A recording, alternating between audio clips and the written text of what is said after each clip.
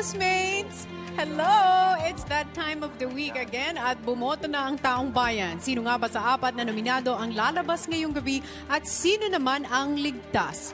Fumia!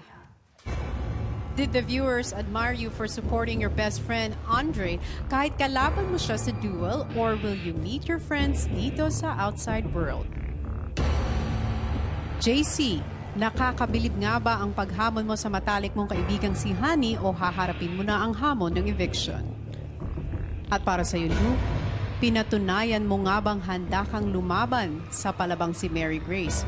O kinakailangan mo na maghanda na magpaalam sa ibang mga housemates? Yam Yam, nakitaan ka nga ba ng tapang dahil ikaw ang kauna-unahang naghamon sa duel nyo ni Mark? O mas nagmarka ba ang paglabas mo or magmamarka ang paglabas mo ngayong gabi? Isa-isa ko nang babanggitin ang pangalan ng mga mananatili sa bahay ni Kuya. Congratulations, you are safe tonight.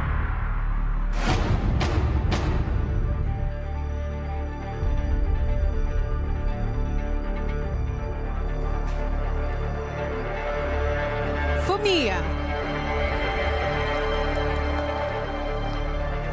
May isa pang ligtas ngayong gabi at ang kanyang pangalan ay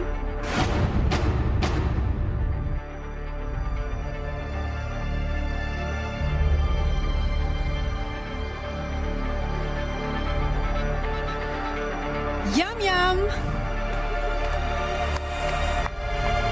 Ligtas na ang mag-best friend, pero si JC at Lu ay kinakailangang makinig muna sa akin mabuti dahil babanggitin ko na ang pangalan ng ikatlo at huling ligtas sa gabing ito. Congratulations, you are safe tonight.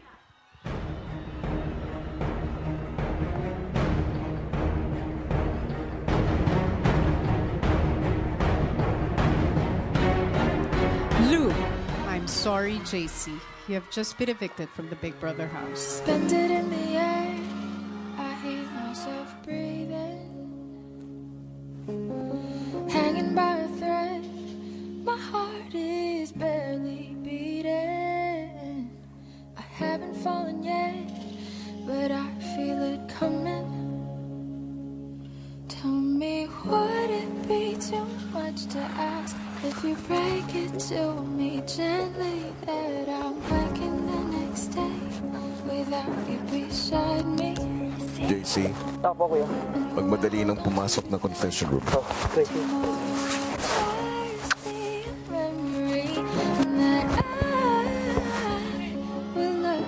At si JC nga ang ating latest evictee, kaya ito na ang ating bigating pasabog numero 5. Sa lahat ng mga bumoto, ito ang naging resulta, ang final percentage breakdown of votes. Si JC ang ating latest evictee and he got 5.03%. Si Lu nakakuha ng 21.20%. Mas mataas pa dyan si Fumia with 34.01% at nangunguna sa botohan, Yam Yam with 39.76%. Maraming salamat sa lagi niyong pagboto mga kapamilya, pero ano nga kaya ang huling mensahe ni Kuya para sa lalabas ng bahay ngayong gabi, Big Brother?